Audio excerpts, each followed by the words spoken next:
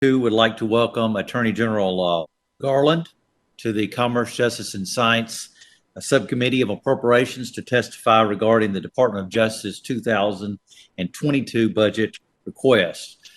First of all, congratulations to you, Attorney General Garland, on your new role and your stewardship there at the Department of Justice is important to all of our communities around this nation, and we sincerely do wish you well.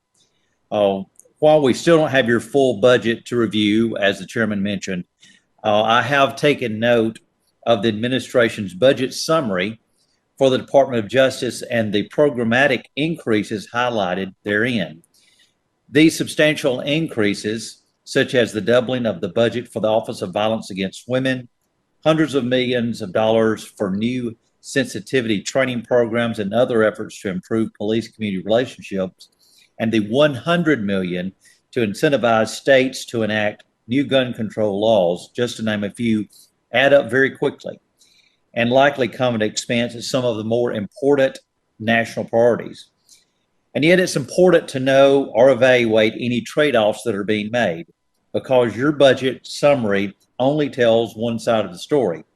However, we can glean what we've been provided that from among the lower priorities are resources to address foreign terrorist threats, improve human trafficking prosecutions, and protect U.S. intelligence property against foreign government interference and exploitation. I do believe that there will be opportunities to find some agreement on measures to reduce violent crime, fight the scourge of addiction, and protect the vulnerable from those who would seek to abuse or exploit them. But I'm concerned that if implemented, this budget would irresponsibly invest taxpayer dollars in initiatives that lack the proper grounding in evidence or in science, such as the highly questionable gun buyback schemes and controversial restorative justice programs. Serious initiatives are needed to address the violent crime plaguing many U.S. cities. If the Department of Justice truly wants to address gun crime, it must not waste its precious resources on these liberal feel-good programs like gun buybacks and incentives for licensing restrictions that infringe upon the Second Amendment rights of law-abiding citizens, while there's those that are on the streets that ignore those with impunity, the same way they ignore every other gun law that's on the books today. It is my opinion that if you truly want to make a difference, piling on new laws and burdensome reporting requirements will not be the solution. America needs tough, nonsense enforcements to remove not just the guns, but the shooters from the streets once and for all. Sustain systemic and coordinated law enforcement initiatives like Operation Legend, which surged resources and federal law enforcement assistance into major cities last year to fight crime alongside state and local officers are a good start. Further, the budget summary is signaling some troubling policy shifts.